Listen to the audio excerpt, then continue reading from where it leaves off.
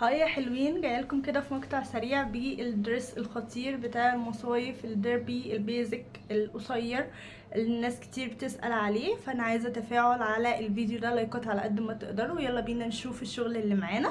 بصوا، الدرس هو كده مربع، دي عدلته اهي. طوله كويس جدا، طوله بيوصل لغاية هنا، يعني زي الميني دريس.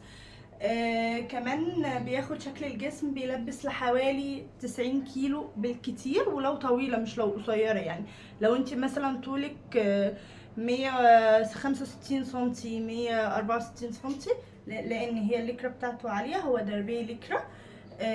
تمنه حلو قوي، مقفول مش مفتوح، تقدري تفتحي له الفتحة او تقدري تسيبيه زي ما هو كده مقفول عشان يبقى شكله كمان احلى.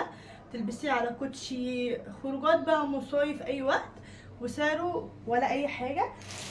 جاي معانا القطعتين نفس اللون، هو كان متوفر منه اللون ده واللون الاسود في الوقت الحالي، وان شاء الله الفتره اللي جايه هتوفر الوان.